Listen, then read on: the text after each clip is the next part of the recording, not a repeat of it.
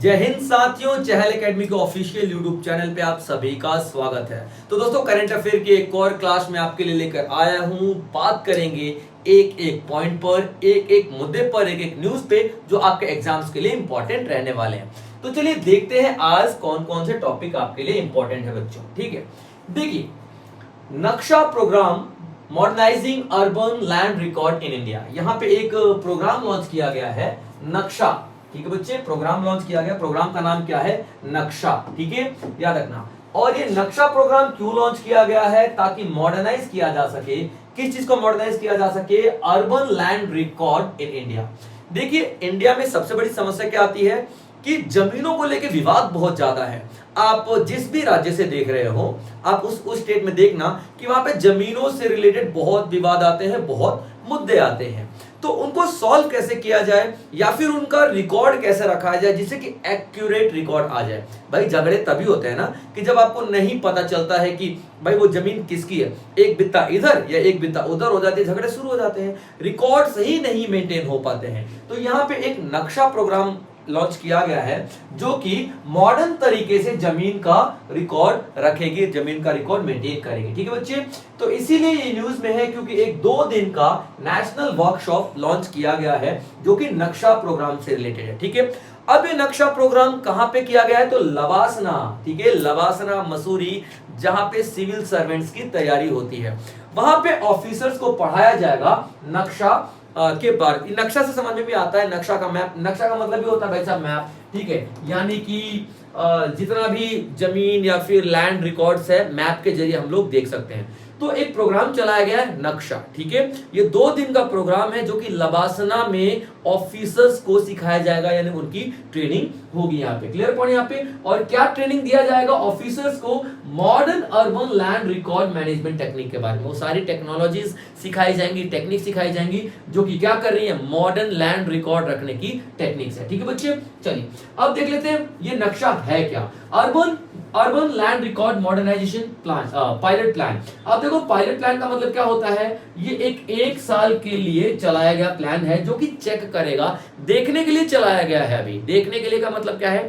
Trial basis पे चलाया गया। अगर सक्सेसफुल रहेगा तो इस नक्शा प्रोग्राम को आगे भी हम लोग एक्सटेंड कर देंगे, अदरवाइज रहने देंगे, ये भी खत्म कर देंगे। तो एक ये पायलट प्रोग्राम है, ठीक है, जो कि इनिशिएटिव है, किसके द्वारा लिया गया है? DILRMP के द्वारा लिया गया है। अब ये नाम से आपको समझ में आ जाएगा कि ये क्या है। डिजिटल इंडिया लैंड रिकॉर्ड, यानी कि लैंड रिकॉर्ड को डिजिटली प्रिजर्व करके रखना, डिजिटली संभाल कर रखना। और डिजिटल चीज तो हमेशा ही संभाल सकते हैं ना भाई साहब। आज हम रिकॉर्ड किसी पीसी में या किसी ड्राइव में डाल देंगे या अपने जीमेल पे किसी के पास सेव कर देंगे, तो 10, 20, 50 साल बाद भी हमारे पास रहेगी, क्योंकि टेक्नोलॉजी इंप्रूव हो रही है, ना कि टेक्नोलॉजी कम हो रही है। तो ये क्या, कौन किसका इनिशिएटिव है ये? तो digital India land record modernisation programme, DILRMP। Clear point बच्चे। तो इसने इनिशिएटिव लिया है ताकि ऑफिसर्स को सिखाया जा सके कि लैंड रिकॉर्ड को डिजिटली कैसे यूज करना है और डिजिटल रिकॉर्ड कैसे बनाना है। क्लियर पॉइंट बच्चे यहाँ पे। चलिए आगे देखते हैं। अब ये जो प्रोग्राम है ये क्या करेगा? इंटीग्रेट करेगा यहाँ पे GNSS, geospatial mapping and GIS tool, यानी इंटरनेट पे जितने भी इस तरह के टूल्स हैं जो कि मैपिंग से जुड़े हुए हैं। मैपिंग से मतलब कि जो कि GIS system, GPS system, geospatial system से जुड़े हुए हैं, उन सबको क्या करेगा? कनेक्ट कर देगा। डेफिनेटली यार, जब तक हम लोग GIS सिस्टम से सब कुछ मैपिंग को कनेक्ट नहीं करेंगे, हम कैसे बता पाएंगे कि भैया वो वाली जमीन जो है उनकी है, वो वाली जमीन का प्लॉट इतना है, प्लॉट नंबर 256 इनका है, कैसे बता पाओगे? तो यहाँ पे क्या किया गया? GNSS, जियोस्पेशियल मैपिंग और GIS के जितने भी टूल्स हैं जो भी, या फिर शॉर्ट में कहा जाए तो मैपिंग से रिलेटेड जितने भी इंटरनेट के टूल्स हैं, उन सबको इंटरलिंक यहाँ पे कर दिया गया है। और ये क्या बताएगा? ये सबको इंटरलिंक किया गया है किसके अंडर में? तो नक्शा प्रोग्राम के अंडर में। तो ये क्या बताएगा? ये बताएगा ऑनरशिप, यानी मालिकाना हक। किसका मालिकाना हक? रिकॉर्ड्स, रिड्यूसेस रिकॉर्ड्स का बताएगा। रिकॉर्ड्स यानी कि जो जमीनों के रिकॉर्ड्स हैं उनके बारे में बताएगा। ठीक है, और इससे डिस्प्यूट्स जो होंगे वो कम हो जाएंगे। अब साफ समझ में आ रहा है कि 4 भाई या 5 भाई 6 भाइयों की जमीन ये रही है ना, और उनका एक एक बित्ते का हिसाब रहेगा और ऑनलाइन रहेगा, तो झगड़ा किस बात का भाई। अगर ये कोर्ट में जाते भी हैं कि सर हमारा झगड़ा चल रहा है, विवाद चल रहा है जमीन का लेके, तो कोर्ट क्या करेगा, ये ऑनलाइन रिकॉर्ड चेक करेगा, भैया यहाँ से यहाँ तक तुम्हारा, वहां से वहां तक तुम्हारा है, तो डिस्प्यूट्स भी डेफिनेटली यहाँ पे खत्म होंगे। ठीक है, और अर्बन प्लानिंग में हेल्प भी मिलेगी हमें। अगर अच्छी तरह पता है यहाँ से ये वाली जमीन जो सरकार की है, बिहार सरकार की, ये वाली जमीन जो है उत्तर प्रदेश सरकार की है, हमें जब लैंड क्लियर हो जाएगा, ये वाली जमीन प्राइवेट है, तो डेफिनेटली उन जमीनों के हिसाब से आगे की प्लानिंग भी की जा सकती है गवर्नमेंट के द्वारा। ठीक है बच्चे, तो ये एक ओवरऑल बहुत ही इंपॉर्टेंट और बहुत ही प्यारा प्रोग्राम चलाया गया है नक्शा, जिसमें कि झगड़े बहुत कम हो जाएंगे। किसके झगड़े, जमीन जायदाद से रिलेटेड विवाद बहुत ही कम हो जाएंगे। ठीक है बच्चे, तो डेफिनेटली ये सपोर्ट करेगा हमारे विजन को। कौन सा vision, one nation one land record. अभी क्या है, हम अलग अलग प्लेटफॉर्म पे जाकर के कोशिश करते हैं, वैसा कोई प्लेटफॉर्म है ही नहीं जिसपे आप लोग इकट्ठा ही पूरे इंडिया का लैंड रिकॉर्ड मिल जाए, ऐसा कुछ नहीं है। तो यहाँ पे एक programme one nation one land record का एक विजन है जो कि हम लोग लेके चल रहे हैं, और ये कौन पूरा कर रहा है, तो आपका नक्शा इनिशिएटिव, नक्शा प्रोग्राम पूरा कर रहा है, जो कि कहाँ पे किया जा रहा है, तो लबासना में किया जा रहा है, मशहूर में किया जा रहा है। और ये नक्शा प्रोग्राम के अंडर ट्रेनिंग दी जाएगी मॉडर्न तरीकों से लैंड रिकॉर्ड को मेंटेन करने के। क्लियर पॉइंट बच्चे, इससे क्या होगा, ठीक है, हमारा जो लैंड रिकॉर्ड्स होंगे बहुत अकाउंटेबिलिटी बढ़ जाएगी उसमें, या फिर जो हमारा डेटा होगा, जो डेटा का इस्तेमाल करके गवर्नमेंट होगी वो अपना प्रोग्राम बना सकती है, अपने इनिशिएटिव्स लॉन्च कर सकती है, जो कि वो डेवलपमेंट के लिए करना चाहती है। ठीक है बच्चे, चलिए अगला आता है यहाँ पे, RBI launches retail sandbox for e rupee CBDC. ठीक है, आप देखिए पहले सीबीडीसी क्या होता है, ठीक है, सेंट्रल बैंक, सीबीडीसी क्या होता है, सेंट्रल बैंक डिजिटल करेंसी। ठीक है बच्चे, डिजिटल करेंसी होता है। क्लियर है पॉइंट यहाँ पे, CBDC central bank digital currency होता है। ठीक है, यानी आरबीआई ने खुद का एक डिजिटल करेंसी निकाला है। ठीक है, याद रखिएगा, अभी 2022 में निकाला गया था। ठीक है, अभी इसकी न्यूज की इंपॉर्टेंट है, मैं आपको बताता हूँ। तो आरबीआई ने क्या लॉन्च किया है, रिटेल सैंडबॉक्स। अब सैंडबॉक्स क्या होता है, एक तरीके से ट्रेनिंग प्रोग्राम होता है। सैंडबॉक्स एक तरीके से ट्रेनिंग प्रोग्राम होता है। ठीक है, अब ये किस तरह का ट्रेनिंग प्रोग्राम होगा, सैंडबॉक्स है तो डेफिनेटली फिनटेक, यानी फिनटेक का मतलब होता है फाइनेंशियल टेक्नोलॉजी। ठीक है बच्चे, फाइनेंशियल टेक्नोलॉजी, फिनटेक कंपनीज को फिनटेक कंपनीज को ट्रेनिंग दी जाएगी आने वाले समय में, जो आपका सीबीडीसी है, सीबीडीसी मतलब सेंट्रल बैंक डिजिटल करेंसी के बारे में। अब जैसे आप लोग देखना, फोन पे, गूगल पे, पेटीएम वगैरह इस्तेमाल होते थे, प्राइवेट कंपनियां हुआ करती थी, प्राइवेट ही थी ऑब्वियसली, लेकिन यह सेंट्रल बैंक ने खुद की एक सेंट्रल बैंक डिजिटल करेंसी निकाल दी, जो कि सेंट्रल बैंक का कोई भी डिजिटल करेंसी नहीं था। ये 2022 में निकाला गया था और ये होलसेल बेस पे निकाला गया था, याद रखना। यानी कि इसमें अभी होलसेल बेस का मतलब क्या होता है, होलसेल में इस्तेमाल किया जाता था सेंट्रल बैंक डिजिटल करेंसी को, यानी रिटेल में नहीं, यानी हम लोग इसका इस्तेमाल आम जनता नहीं करती थी। क्लियर पॉइंट, याद रखना। और कितने 9 बैंक ऐसे थे जिनको ये परमिशन दी गई थी कि आप लोग सेंट्रल बैंक डिजिटल करेंसी का इस्तेमाल कर सकते हो। क्लियर पॉइंट बचे यहाँ पे, तो याद रखना। तो आरबीआई ने लॉन्च किया है एक सैंडबॉक्स। ठीक है, सैंडबॉक्स का मतलब एक ऐसा ट्रेनिंग प्रोग्राम जिसमें फिनटेक कंपनीज को, फिनटेक मतलब फाइनेंशियल टेक्नोलॉजी वाली, फोन पे, गूगल पे, अमेजन पे, इन सबको ट्रेनिंग दी जाएगी। और किसके लिए ट्रेनिंग दी जाएगी, ई रूपी। ई रूपी का मतलब क्या होता है, इलेक्ट्रॉनिक रूपी। सेंट्रल बैंक डिजिटल करेंसी को फोन पे को बुलाया जाएगा, पेटीएम को बुलाया जाएगा और गूगल पे को बुलाया जाएगा कि सुनो बेटे, ठीक है, सेंट्रल बैंक ने अपना डिजिटल करेंसी लॉन्च किया है, और ये सेंट्रल बैंक ने जो डिजिटल करेंसी लॉन्च किया है इसका कैसे इस्तेमाल करना है, इसके लिए आपको प्रोग्राम में हिस्सा लेना पड़ेगा सीखने के लिए। उसको हम लोग क्या बोलते हैं, सैंडबॉक्स। ठीक है, तो सेंट्रल बैंक ने जो डिजिटल करेंसी लॉन्च किया है अपना, उसको कैसे इस्तेमाल करना है, how to use that currency, इस प्रोग्राम को हम लोग क्या बोलते हैं, रिटेल सैंडबॉक्स। क्योंकि अभी तक रिटेल में था नहीं, होलसेल में था, तो रिटेल में कैसे इस्तेमाल करना है इसको हम लोग क्या बोलते हैं, सैंडबॉक्स। और किसके लिए है, इलेक्ट्रॉनिक रूपी के लिए। इलेक्ट्रॉनिक रूपी कौन सा, जो कि सेंट्रल बैंक ने इशू किया है। क्लियर पॉइंट बच्चे यहाँ पे, चलिए। तो यही आपका पूरा मुद्दा है। तो न्यूज में इसीलिए आया है, 2022 में इसको इस्तेमाल किया गया था, 2022 में बनाया गया था, लेकिन न्यूज में क्यों आया हुआ है, क्योंकि ये सेंट्रल बैंक डिजिटल करेंसी 2022 में आया था, होलसेल में आया था। इसको रिटेल में यानी कि आम कस्टमर भी इसको इस्तेमाल कर सकें, इसके लिए अभी ये प्रोग्राम लॉन्च किया गया सैंडबॉक्स, इसलिए न्यूज में। Clear point. तो देखिए, आरबीआई यानी reserve bank of India has introduce retail sandbox. Sandbox introduce किया गया है किसके लिए, सेंट्रल बैंक डिजिटल करेंसी के लिए, नोन एज द ई रूपी, जिसको हम लोग इलेक्ट्रॉनिक रूपी बोलते हैं। ये जो सैंडबॉक्स होगा इनेबल करेगा फिनटेक फर्म्स यानी फाइनेंशियल टेक्नोलॉजी वाली कंपनियां, fintech, PhonePe, Amazon pay, Google pay, Paytm, इन सबको क्या कि design and test innovative digital payment solution under RBI supervision. यानी एक ऐसा प्रोग्राम है जिसमें कि आरबीआई के सुपरविजन में फाइनेंशियल फिनटेक वाली कंपनीज जो हैं, ठीक है, ये एक ट्रेनिंग लेंगी कि किस तरीके से ई रूपी को इस्तेमाल किया जा सकता है। ठीक है बच्चे, अब देखिए जो ई रूपी होगा ये पायलट प्रोग्राम के रूप में लॉन्च किया गया था। मैंने बताया तो होलसेल के रूप में ही लॉन्च किया गया था,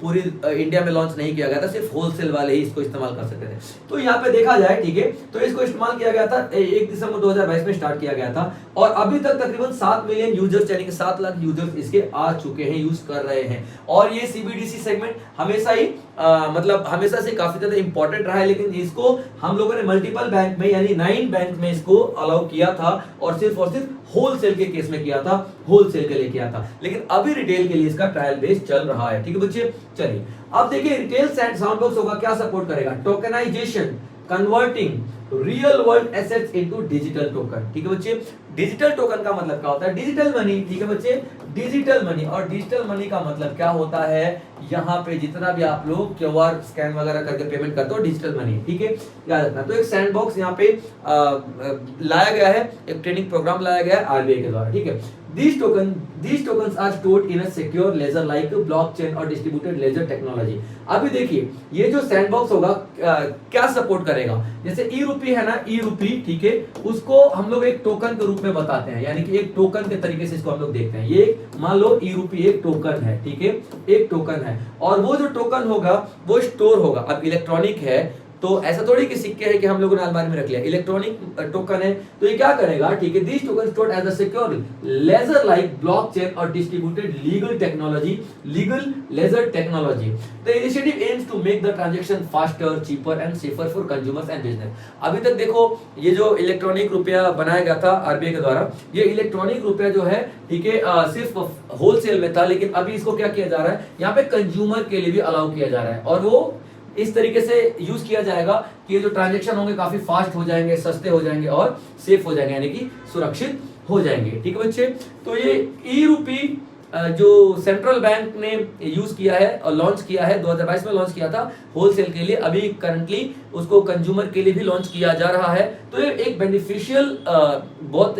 बेनिफिशियल प्लेटफॉर्म मिल रहा है यहाँ पे रिटेलर के लिए और हमारे कंज्यूमर्स के लिए। क्यों, देखिए आरबीआई लॉन्च कर रहा तो डेफिनेटली सेफ है, और आरबीआई लॉन्च कर रहा तो डेफिनेटली फास्टर होगा हर एक कंपनी से। आरबीआई लॉन्च कर रहा है तो डेफिनेटली अटकेगा नहीं, होता ना ऐसे ऐसे पेमेंट अटकती रहती है, ऐसा नहीं होगा, पेमेंट के आपने हो गया, पेमेंट डन। तो ये इस तरीके की चीजें प्रोवाइड यहाँ पे करने वाला है। तो बहुत ही बड़ा एक ई रूपी सैंडबॉक्स एक बहुत मेजर स्टेप है हमारे फाइनेंशियल ट्रांसफॉर्मेशन में। ठीक है बच्चे, क्योंकि अभी तक प्राइवेट कंपनियों ने ही पार्टिसिपेट किया था इलेक्ट्रॉनिक मनी के रूप में, लेकिन अब आरबीआई भी एंट्री हो चुका है। चलिए अगला आर्टिकल आता है Uttar Pradesh, the basket of potato. Uttar Pradesh जो है, ठीक है, यहाँ पे बास्केट ऑफ पोटैटो कहा जा रहा है। बास्केट ऑफ पोटैटो का मतलब क्या होता है, आलू का एक टोकरी, क्योंकि यहाँ देखिए Uttar Pradesh is the largest producer, ठीक है, लार्जेस्ट प्रोड्यूसर जो है, लार्जेस्ट प्रोड्यूसर ऑफ पोटैटो, ठीक है, लार्जेस्ट प्रोड्यूसर ऑफ पोटैटो,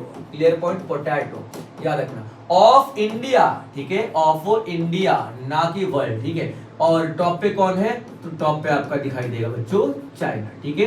तो चाइना के बाद इंटरनेशनल लेवल पे देखा जाए तो चाइना के बाद सेकंड रैंक पे आता है इंडिया, और इंडिया में देखा जाए तो आपका उत्तर प्रदेश जो आता है फर्स्ट रैंक पे आता है प्रोडक्शन में, क्लियर पॉइंट। तो यहाँ पे उत्तर प्रदेश को बास्केट ऑफ पोटैटो इसीलिए कहा जा रहा है क्योंकि एक रिकॉर्ड कंट्रीब्यूशन दिया है उत्तर प्रदेश ने आलू की प्रोडक्शन में। यहाँ पे आप देखिए जो हमारा 2024-25 का डेटा बताता है, इंडिया ने कितना 60.1 million metric tonne of potato उगाए हैं, क्लियर पॉइंट, कितना 60.1 million metric tonne of potato उगाए हैं, याद रखना, ठीक है। और उत्तर प्रदेश जो है उन सब में सबसे ज्यादा है, यानी सारे स्टेट्स ने मिलकर उगाए, लेकिन उत्तर प्रदेश का कंट्रीब्यूशन यहाँ पे आपको सबसे ज्यादा दिखाई देने वाला है, ठीक है बच्चे। अब देखिए इंडिया जो है सेकंड लार्जेस्ट प्रोड्यूसर है, मैं आपको बता चुका हूँ, ठीक है, और चाइना के बाद। और इंडिया जो है, उत्तर प्रदेश जो है इंडिया में टोटल 30 से 35% अकेला कंट्रीब्यूट करता है, याद रखना, 30 से 35% अकेला कंट्रीब्यूट करता है, ये इंपॉर्टेंट पॉइंट है। इसीलिए हम क्या बोलते हैं उत्तर प्रदेश को कि उत्तर प्रदेश इज द टोकरी ऑफ पोटैटो यानी कि बास्केट ऑफ पोटैटो। ठीक है बच्चे, चलिए। और क्यों उत्तर प्रदेश इस पॉइंट तक पहुंच पाया, उत्तर प्रदेश ने ऐसा क्या शो किया, ऐसे क्या खास बात है उत्तर प्रदेश में? तो सबसे पहले आप देखे हुए कि फेवरेबल क्लाइमेट है बच्चों। ठीक है, फेवरेबल क्लाइमेट, ये जो नॉर्थ ईस्टर्न स्टेट्स है ना, यहाँ पे बहुत ज्यादा मतलब पूरा नॉर्थ ईस्टर्न नहीं, ठीक है, तो थोड़ा सेंट्रल में आ जाओ, थोड़ा सेंट्रल और नॉर्थ के बीच में उत्तर प्रदेश बिहार वगैरह हो गए, तो यहाँ पे टेम्परेचर जो होता है आपका नॉर्मल रहता है, एवरेज टेम्परेचर रहता है, मॉडरेट टेम्परेचर रहता है, बहुत ज्यादा नहीं होता है। और यहाँ पे एल्यूवियल सॉइल भी है, तो एल्यूवियल सॉइल और एवरेज टेम्परेचर आलू के लिए बहुत ही फायदेमंद होते हैं, तो आलू का प्रोडक्शन काफी ज्यादा होता है।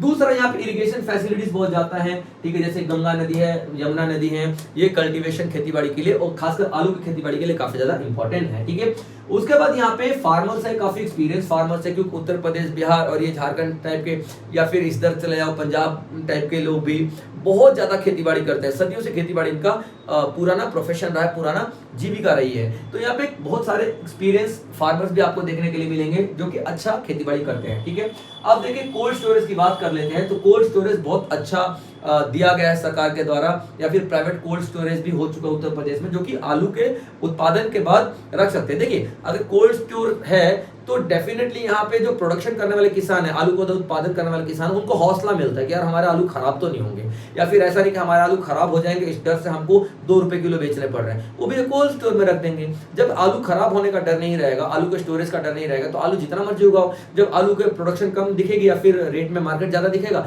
तब हम उसको बेच दिया करेंगे, सीधी सी बात है। तो यहाँ पे कोल्ड स्टोर बहुत ज्यादा दिखाई दे रहा है। उसके बाद देखो, जो state produces 20 to 25 million metric tonne of potato annually, और यहाँ पे खासकर जो है ये स्टेट जो है 20 से 25 मैट्रिक टन का तो उत्पादन करता है। ठीक है, फर्रुखाबाद, आगरा, कन्नौज, ये जो है सबसे ज्यादा प्रोडक्शन करता है उत्तर प्रदेश में आलू का। ठीक है बच्चे, तो उत्तर प्रदेश की जो फर्टाइल लैंड है, फार्मर्स बहुत स्किल्ड हैं, उसके बाद इंफ्रास्ट्रक्चर बहुत अच्छा है। इंफ्रास्ट्रक्चर मतलब जो नदियों से पानी घुमा फिरा के खेतों में लेके आया जाता है नहरों वगैरह के जरिए, उसको इंफ्रास्ट्रक्चर बोलते हैं। ठीक है, और ये it is the heart of potato industry, potato industry का दिल है, दिल उत्तर प्रदेश। Clear point? तो ये हमारे इंडिया के पोटैटो इंडस्ट्री में बहुत ज्यादा कंट्रीब्यूट करता है और फूड सिक्योरिटी के लिए काफी ज्यादा इंपॉर्टेंट है। फूड सिक्योरिटी मतलब हर किसी को भारत में खाने का जो खाने पीने के लिए पर्याप्त मात्रा में चीजें मिलती रहे, this is called food security. ठीक है बच्चे, चलिए आगे देखते हैं अगला क्या है आपके लिए।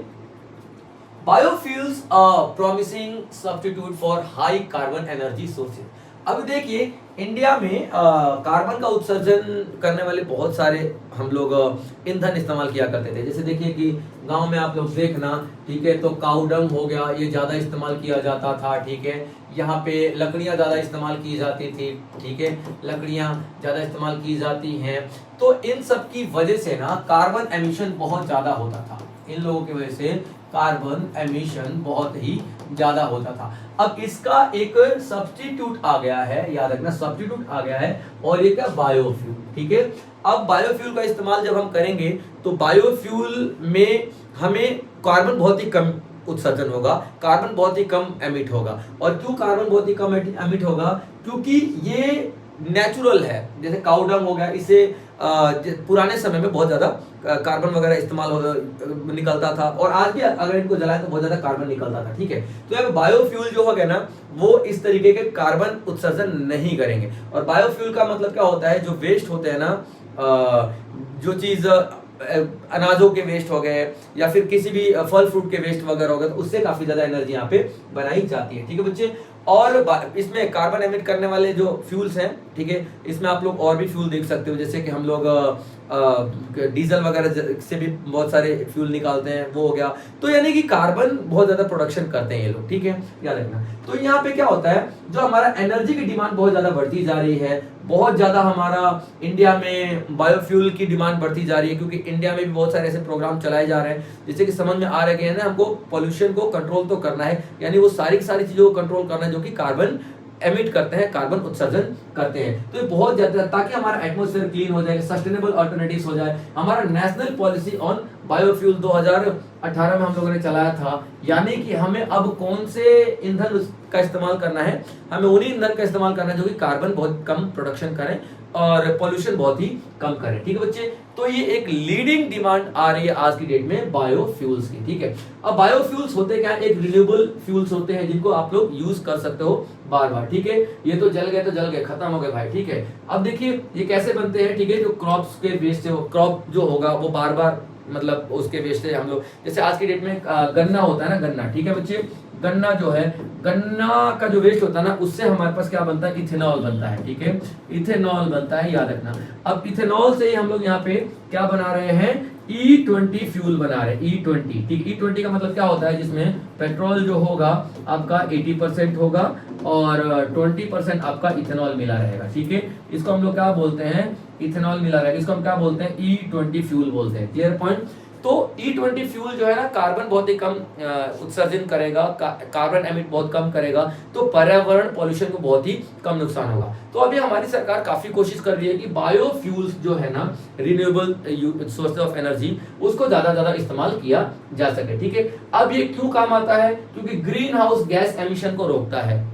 ग्रीन हाउस गैस एमिशन का मतलब क्या होता है कि जो ग्रीन हाउस प्रोडक्शन करने वाले, ये सूरज की रोशनी जब पृथ्वी के अंदर आती है ना, तो आ तो जाती है लेकिन बाहर नहीं जा पाती है। This is called green house. तो ग्रीन हाउस का काफी ज्यादा एमिशन होता था। ठीक है, अब ये बायोफ्यूल से ग्रीन हाउस के एमिशन को बहुत ही कम किया जा सकता है, क्योंकि जो कार्बन होता है ना, उन लाइट्स को अट्रैक्ट करता है और उन लाइट्स को ऑब्जर्व करके रखता है। तो पृथ्वी डेफिनेटली यहाँ पे गर्म तो होगी, यहाँ पे याद। तो क्रूड ऑयल का इंपोर्ट भी हमारा कम होगा, दूसरा पॉइंट, क्योंकि हम यहाँ पे बायोफ्यूल इस्तेमाल करेंगे जो कि हमारे वेस्ट से ही बनेगा। जैसे कि गन्ने के वेस्ट से हम लोग 20% इथेनॉल बना के मिला रहे हैं पेट्रोल के अंदर में, तो यहाँ पे जाहिर सी बात है भाई कि 20% कम पेट्रोल हमको इंपोर्ट करना पड़ेगा, क्योंकि 20% तो इथेनॉल मिल गया उसमें, जो कि हम इंडिया ने ही बनाया, तो 20% कम इथेनॉल का इस्तेमाल यहाँ पे करेंगे हम लोग। उसके बाद जो हमारा रूरल इनकम को भी डेफिनेटली सपोर्ट मिलेगी, क्योंकि गन्ना कौन उगा रहा है, किसान उगा रहे हैं, गाँव में उगा रहे हैं, तो यहाँ पे डेफिनेटली सपोर्ट मिलेगा किसानों की इनकम को। ठीक है बच्चे, याद रखना। तो इसका जो एम क्या है, जैसे मैंने 20% अपना इथेनॉल का बताया, इथेनॉल ब्लेंडिंग हो गया। ठीक है, उसमें से याद रखना 20% और 80% आपका पेट्रोल होता है। ठीक है, पेट्रोल होता है और 20% इथेनॉल होता है, इसीलिए हम इसको क्या बोलते हैं, ठीक है, E20। अब यहाँ पे क्या बोला गया है, ठीक है, पेट्रोल और डीजल से रिलेटेड, पेट्रोल एंड 5% बायोडीजल जो होगा, यानी पेट्रोल का 20% मैंने बता दिया और 5% क्या होगा आपका बायोडीजल। ठीक है, इसको ब्लेंड किया जाएगा, यानी कि बायोडीजल में भी 5% इथेनॉल मिलाया जाएगा और पेट्रोल में 20% इथेनॉल मिलाया जाएगा। और ये 2030 तक का हमने प्लान बनाया है। 2030 के बाद 27% इथेनॉल मिलाने का प्लान है, तो यही फ्यूल जो है E27 कहलाएगा। ठीक है बच्चे, याद रखना। तो इथेनॉल जो ब्लेंडिंग है, ये प्रोग्राम, या फिर गोबर धन स्कीम हो गया, जैसे काउडंग केक से हम लोग एनर्जी बनाते हैं, उसका जो गोबर की स्लरी बना लेते हैं, उस स्लरी से एनर्जी निकलता है, गोबर गैस जिसको बोलते हैं, उसको हम लोग जलाते हैं, वो भी तो कार्बन फ्री होता है। ठीक है, और इस तरीके से use of jatropha and biodiesel promote energy security, और हमारे इंडिया में एनर्जी सिक्योरिटी मेंटेन रहेगी, एनर्जी की कमी नहीं रहेगी, क्योंकि जब घर के ही वेस्ट से चीजें बना रहे हैं तो एनर्जी का हमारा, तो एनर्जी हम काफी ज्यादा यहाँ पे मेंटेन कर सकते हैं। ठीक है बच्चे, चलिए। तो यहाँ पे देखिए जो बहुत सारे जो चैलेंजेस है वो क्या, प्रोडक्शन। अब जो ये बनाना आसान है, ठीक है, कहने में मतलब बनाना आसान है, लेकिन इसमें चैलेंजेस और क्या क्या आते हैं। देखिए, प्रोडक्शन कॉस्ट बहुत ज्यादा हाई आ जाती है। ठीक है, फीड स्टॉक इश्यूज आ जाते हैं, वीक इंफ्रास्ट्रक्चर आ जाती है। हमने सोच तो लिया, लेकिन हमारे पास वो अभी टेक्नोलॉजी नहीं, टेक्निक्स नहीं है, जो टेक्निक्स बहुत सस्ती पड़े, हमें बहुत महंगा पड़ता है। इंफ्रास्ट्रक्चर अभी तक हम लोगों ने इसके हिसाब से डेवलप नहीं किया है, वो इंफ्रास्ट्रक्चर अभी डेवलप करना बाकी है इंडिया को। तो ये सारा कुछ देखते हुए हमारे पास अभी कमियां हैं। हम बढ़ाना चाहते हैं, बायोफ्यूल को बढ़ाना चाहते हैं, बायोफ्यूल के इस्तेमाल को इंक्रीज करना चाहते हैं, लेकिन कहीं ना कहीं अभी हम लोग उतनी टेक्नोलॉजी नहीं डेवलप कर पाए हैं, जो कि करने की जरूरत है। तो कंक्लूजन में देखें, अभी हम लोग को अभी R&D, रिसर्च एंड डेवलपमेंट की जरूरत है, और ज्यादा रिसर्च करने की जरूरत है। ठीक है, पॉलिसीज बनाने की जरूरत है, पब्लिक प्राइवेट पार्टनरशिप। ठीक है, यहाँ पे एक PPP मॉडल आता है। PPP मॉडल का मतलब क्या होता है, पब्लिक प्राइवेट पार्टनरशिप। ठीक है, सरकार के पास, ठीक है ना, पैसा नहीं है तो क्या हुआ, रिसोर्सेज तो है, तो सरकार का रिसोर्स और प्राइवेट लोगों का पैसा, यानी प्राइवेट कंपनी और सरकार मिलकर भी बहुत ज्यादा कुछ कर सकती है। इंफ्रास्ट्रक्चर नहीं है तो प्राइवेट कंपनियों को बोलो ना कि इंफ्रास्ट्रक्चर डेवलप करें गवर्नमेंट के साथ मिलकर, तो ये सारा का सारा पॉइंट आपको हेल्प कर सकता है। तो यहाँ पे सस्टेनेबल डेवलपमेंट भी होगा और यहाँ पे क्लीन एनर्जी भी हम लोग बना पाएंगे बायोफ्यूल के जरिए। तो प्रॉब्लम्स तो हर एक इनिशिएटिव में आती है, लेकिन हर एक इनिशिएटिव को सॉल्यूशन भी तो ढूंढना पड़ेगा ना भाई। और सॉल्यूशन किसे ढूंढना पड़ेगा, हमें ढूंढना पड़ेगा, हमारी सरकार को ढूंढना पड़ेगा डेफिनेटली। अब अगला आता है topic, caste diversity in corporate governance. Caste diversity in corporate governance. ठीक है बच्चे, यहाँ पे याद रखना। तो ये क्या है, कॉर्पोरेट गवर्नेंस का मतलब क्या होता है, जो आपकी कंपनियां हैं, ठीक है, प्राइवेट कंपनियां हैं, उनके गवर्नेंस में डाइवर्सिटी होनी चाहिए। किसकी? Caste diversity. ठीक है बच्चे, कास्ट डाइवर्सिटी का मतलब क्या होता है, जैसे मान लो कोई कंपनी है ABC प्राइवेट लिमिटेड, कोई कंपनी है, तो इसमें ना अलग अलग जाति के लोग होने चाहिए, अलग अलग जाति के लोग होने चाहिए, याद रखना। ना कि जैसे ये ब्राह्मण हो गया, ठीक है, ये आपका कोई और जाति का हो सकता है, ये क्षत्रिय हो गया, ये शूद्र हो गया, ये वैश्य हो गया, ये साहू हो गए, ठीक है, ये कुछ और हो गए। अलग अलग डाइवर्सिटी होनी चाहिए, ना कि एक ही टाइप के, सेम टाइप के लोग होने चाहिए, सेम कास्ट के लोग होने चाहिए, ऐसा नहीं होना चाहिए। ठीक है, ये बताया जा रहा है, याद रखना। तो जो कास्ट डाइवर्सिटी है हमारे कॉर्पोरेट सेक्टर में, ऐसा होना चाहिए, एक स्टडी बताती है। ठीक है, तो याद रखना। अब ब्लॉ इंडेक्स क्या होता है? कास्ट डाइवर्सिटी को पढ़ना, कास्ट डाइवर्सिटी को पढ़ना क्या होता है? ब्लॉ इंडेक्स कहलाता है। ठीक है, तो एक ब्लॉ इंडेक्स में बताया गया है कि जो कास्ट डाइवर्सिटी है, कॉर्पोरेट बोर्ड्स है, ठीक है, ये shows better performance in human rights, CSR and philanthropy. यानी कि अगर अलग अलग तरीके की डाइवर्सिटी रहेगी किसी कंपनी में, अलग अलग जातियां रहेंगी, तो अलग अलग आइडियाज होंगे, अलग अलग रखरखाव होगा, अलग अलग तरीके से ये लोग काम करेंगे, तो एक अलग अलग दिमाग यूज होंगे, तो डेफिनेटली उसका प्रोडक्शन भी तो बहुत अच्छा होगा ना यार। अगर मान लो सिर्फ ब्राह्मण एक कंपनी में है, तो उन्होंने कुछ देखा ही नहीं जमाने में, यानी कि वो ब्राह्मण का ही देखा है ना सिर्फ, बाकी तो देखा ही नहीं, तो बाकी लोगों के बारे में डिसीजन कैसे ले सकते हैं? तो यहाँ पे एक ब्राह्मण होता, 2-4 STs होते, 2-4 OBCs होते, 2-4 आदिवासी में, तो सब अगर उस कंपनी में होते तो कितना बेहतर डिसीजन होता, क्योंकि सब अपने अपने समाज के बारे में जानते हैं, सब अपने अपनी जरूरतों को जानते हैं, तो उस जरूरतों को डिस्कस किया जा सकता है, डिबेट किया जा सकता है, उसके हिसाब से हम लोग यहाँ पे कोशिश कर सकते हैं कि कौन सा प्रोडक्शन करना है, कौन सा प्रोडक्ट बनाना है। तो ओवरऑल अगर देखा जाए, ठीक है, तो जो आपका ब्लॉ इंडेक्स है, ये हमें ये बताता है कि बेहतर अगर रिजल्ट चाहिए किसी भी कॉर्पोरेट में, तो अलग अलग जाति के लोगों को भर्ती कर लो। क्लियर अपन बच्चे यहाँ पे? चलिए अब देखिए क्या कह रहा है, एक रिपोर्ट बताती है, कैडबरी रिपोर्ट 1992 में कैडबरी ने एक सर्वे किया था, उसमें क्या बताती है, ठीक है, independent directors and diversity in corporate boards, यानी जो अलग अलग लोग हैं कॉर्पोरेट बोर्ड में, जैसे मान लो ऐसे 10 लोग हैं, ठीक है, 10 लोग हैं, याद रखना, और इंडिपेंडेंट डायरेक्टर्स हैं। इंडिपेंडेंट डायरेक्टर्स का मतलब किसी का अंडर में नहीं है, सबका अपना डिसीजन लेने का अधिकार है। ठीक है, याद रखना। तो ये जो जो इस तरीके के अलग डायरेक्टर्स हैं जो कि इंडिपेंडेंट है, यानी ऐसा नहीं कि एक ही जाति है और उसी के अंडर में सब है, नहीं, हर तरीके की जाति इंडिपेंडेंट यहाँ पे अपने आप को प्रेजेंट कर सकते हैं उस कॉर्पोरेट में। ठीक है, तो ये क्या बताती है कि अलग अलग लेवल के अलग अलग डाइवर्सिटी है, ये अगर होती है किसी कॉर्पोरेट में, तो उसका रिजल्ट बेहतरीन देखने को मिलता है। ठीक है बच्चे, तो ये कौन बताता है? कैडबरी रिपोर्ट बताती है 1992 की। ठीक है, इंडिया में कास्ट जो होता है डोमिनेट करते हैं, डेफिनेटली ब्राह्मण डोमिनेट करते हैं हमारे इंडिया में। ठीक है, बहुत सारे मतलब ऐसी कंपनी में देखा जाएगा जो ऑडिट फर्म्स होती हैं, ठीक है, ये मतलब जो ऑडिट फर्म से कोई भी कंपनी उठा के देख लो, तो वहां पे क्या होता है, एक जेन्युइन इंडिपेंडेंसी नहीं होती है, क्योंकि देखो ब्राह्मण है हमारे भारत में, ब्राह्मण, क्षत्रिय, वैश्य, शूद्र, इस तरीके से बांटा गया है ना। तो ये जो कास्ट सिस्टम आज भी है, तो ये कास्ट सिस्टम की वजह से हम लोग बहुत ही ज्यादा पीछे आ चुके हैं सोसाइटी के अंदर में, अलग अलग कंट्रीज के अगर रैंकिंग देखी जाए तो।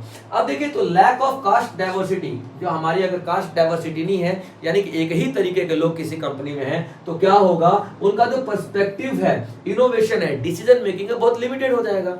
10 लोग हैं और 10 लोग एक ही जात से बिलोंग करते हैं, तो एक ही जात के बारे में सोचते हैं, एक ही जात की प्रॉब्लम जानते हैं, तो एक ही जात के बारे में डिसीजन लेंगे ना भाई। ठीक है, तो यहाँ पे क्या होना चाहिए, एक ही जात नहीं होनी चाहिए। ठीक है, तो डिसीजन मेकिंग और इनोवेशन बहुत प्यारा हो जाएगा। ठीक है बच्चे, caste diversity can enhance corporate values, human rights, ठीक है, एंड CSR आउटकम्स, यानी कि जो कास्ट डाइवर्सिटी है वो बहुत ज्यादा इंप्रूव कर सकती है हमारे ह्यूमन राइट्स को। हर किसी को अधिकार मिल रहा है ना भाई जीने का, हर किसी को अधिकार मिल रहा है डिसीजन मेकिंग में, तो डेफिनेटली उन अधिकारों का इस्तेमाल अच्छे से होगा। ठीक है, तो एक बेहतर रिजल्ट मिल सकता है अगर की कास्ट डाइवर्सिटी हो तो। ठीक है, सेबी ने बोला है, सेबी का जो एक slow response has hindered reforms to improve representation and inclusion. SEBI का क्या कह रहा है कि भैया कोई भी कंपनी अगर स्लो डाउन जा रही है, कोई भी कॉर्पोरेट अगर कम हो रहा है, तो उसका ये रीजन है कि उसमें जो कास्ट डाइवर्सिटी बहुत ही कम है। क्लियर है? तो यहाँ पे जातिगत विविधता यानी कि कास्ट डाइवर्सिटी को प्रोत्साहित करने से भारत में शासन, सामाजिक उत्तरदायित्व और दीर्घकालिक कॉर्पोरेट स्थिरता को मजबूती मिल सकती है। यानी कि अगर हम लोग कास्ट डाइवर्सिटी को एनकरेज करें, इंप्रूव करने की कोशिश करें, तो हमारी गवर्नेंस काफी ज्यादा अच्छी हो सकती है। अलग अलग लोग अलग अलग विचारधाराओं के साथ आएंगे, अलग अलग यहाँ पे आइडियाज लेके आएंगे, हमारी सोशल रिस्पॉन्सिबिलिटी बढ़ जाएगी, क्योंकि एक बंदा एक ही सेक्शन के बारे में सोचेगा। यहाँ पे अलग अलग डाइवर्सिटी रहेगी तो अलग अलग सेक्शन के बारे में सोचा जा सकता है। Long term corporate sustainability develop रहेगी। लॉन्ग टर्म का मतलब लंबे समय में हमें बहुत ज्यादा बेनिफिट मिलेगा। ठीक है बच्चे, याद रखिएगा। चलिए आगे देखते हैं। टैक्स अवॉइडेंस एक new guidelines principal purpose test, यहाँ पे एक पीपीटी आता है। ठीक है बच्चे, प्रिंसिपल पर्पस टेस्ट, इसको बोलते हैं पीपीटी। ठीक है बच्चे, ये इसके लिए नई गाइडलाइंस इशू की गई है, नई गाइडलाइंस इशू की गई है। Clear point? और किसने किया है? तो CBDT, ठीक है, central board of direct taxes, इसने किया हुआ है। और किसके बारे में? टैक्स अवॉइडेंस के बारे में। अब टैक्स अवॉइडेंस क्या होता है? टैक्स नहीं भरना, है ना, टैक्स नहीं भरना, टैक्स को अवॉइड कर दो। मेरे को टैक्स आया है लेकिन मैं अवॉइड कर दूंगा। अब कैसे अवॉइड करूंगा? रेड नहीं पड़ जाएगी मेरे घर के ऊपर, मेरे इनकम के ऊपर, या फिर मेरी इनकम तो भैया आ ही रही है बैंक में, तो क्या इनकम टैक्स डिपार्टमेंट को पता नहीं चलेगा? बिल्कुल पता चलेगा। तो यहाँ पे क्या होगा? टैक्स अवॉइडेंस का मतलब क्या है? इनकम टैक्स डिपार्टमेंट या फिर सरकार की कमियों को, लूप होल का फायदा उठाते हुए टैक्स नहीं भरना। Clear point? टैक्स नहीं भरना, जैसे कि आपने बता दिया कि मैंने कंपनी के शेयर खरीद लिए हैं, या फिर मैंने एनजीओ में डोनेट कर दिया है। मैं एनजीओ में जाऊंगा और एनजीओ में 1 लाख डोनेट करूंगा, ठीक है, कागजों में 1 लाख डोनेट करूंगा, एनजीओ वाला मुझे 1 लाख का बिल दे देगा, लेकिन एनजीओ में मैंने कितना डोनेट किया है? 5,000 रुपए, है ना। तो जब एनजीओ वगैरह में आप डोनेट करते हो ना, तो उस पर टैक्स नहीं लगता है। ठीक है, याद है, वो नॉन टैक्सेबल हो जाता है। तो मैंने 5,000 का दिखाया टैक्स डोनेशन दिया और 1 लाख का वहां से पर्ची लेके आ गया, तो ये सरकार की कमी है ना, इनकम टैक्स डिपार्टमेंट की कमी है, तो कमियों का फायदा उठाया जा रहा है। ठीक है, तो यहाँ पे टैक्स अवॉइडेंस बहुत ज्यादा होने लग गए थे, जिसकी वजह से नई गाइडलाइंस बनानी पड़ी प्रिंसिपल पर्पस टेस्ट के लिए। किसको बनाना पड़ा? CBDT को, central board of direct taxes को। Clear point? तो central board of direct taxes यानी कि CBDT ने एक यहाँ पे गाइडलाइंस इशू किया है PPT को लेकर के, यानी कि प्रिंसिपल पर्पस टेस्ट को लेकर के। अब क्यों किया गया है? ताकि कर्व किया जा सके, खत्म किया जा सके टैक्स ट्रीटीज के मिसयूज को, यानी टैक्स से रिलेटेड जो भी डॉक्यूमेंट्स वगैरह, टैक्स से रिलेटेड जितने भी समझौते हैं, एक्ट वगैरह, उनके मिसयूज बहुत ज्यादा हो रहा है। तो उनके मिसयूज को कम करने के लिए हम लोगों ने क्या पेश किया? यहाँ पे एक नया गाइडलाइन डाला है। ठीक है, अब देखिए पीपीटी क्या होता है। अब पीपीटी इसीलिए होता है क्योंकि टैक्स अवॉइडेंस बहुत ज्यादा हो रही है, तो टैक्स अवॉइडेंस को खत्म करने के लिए पीपीटी होगा। तो पीपीटी क्या करेगा? प्रिवेंट करता है टैक्स अवॉइड। ठीक है, और ये क्या? By denying treaty benefits if the main aim of the transaction is to avoid tax.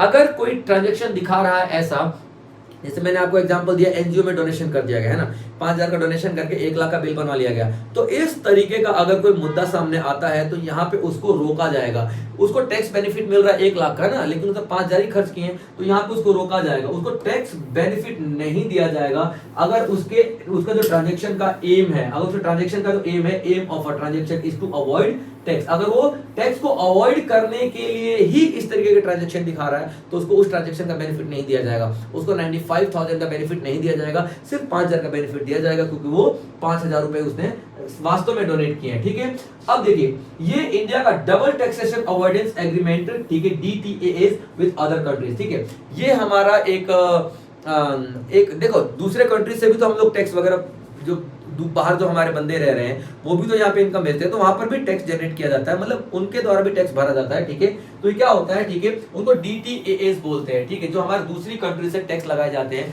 या फिर हमारा कोई उनकी जो कंपनी हमारे भारत में काम कर रही है, तो डेफिनेटली उनको भी तो टैक्स भरना पड़ेगा, तो DTAA के नाम से हम लोग जानते हैं। ठीक है, तो देखिए अब पूरा मुद्दा क्या है, यहाँ पे नए रूल रेगुलेशन जो आए हैं, ठीक है, पीपीटी के द्वारा, वो अप्लाई होंगे ओनली फॉर फ्यूचर ट्रांजेक्शन, ठीक है, not for past transaction, not for past transaction, past transactions पर नहीं होंगे, याद रखना। ठीक है, क्लियर पॉइंट, फ्यूचर ट्रांजेक्शन पर ही होने वाले हैं। ठीक है, अब और ये क्या? Grandfathering provisions. ग्रैंडफादरिंग प्रोविजंस का मतलब जैसे दादाजी है ना, ऊपर से बैठ के पूरे घर की मामला देखते हैं फिर फैसला देते हैं, वैसे ग्रैंडफादरिंग प्रोविजंस होगा। किसके लिए? मॉरिशस, सिप्रस, सिंगापुर जैसे कंट्रीज जो होंगी ना, जो जिनसे हम लोग उनके बिजनेस पे टैक्स लगाते हैं, या फिर वहां से हमारे पैसे आते हैं उन पे टैक्स लगाते हैं, ठीक है, वो अनचेंज रहेंगे, उनमें कोई भी चेंजेस नहीं आएंगे। Clear point. जो ऑफिसर्स होंगे, ठीक है, will follow BEPS action plan excel plan 6 and united model tax convention for uniform application. यहाँ पे देखिए यूनाइटेड नेशन ने भी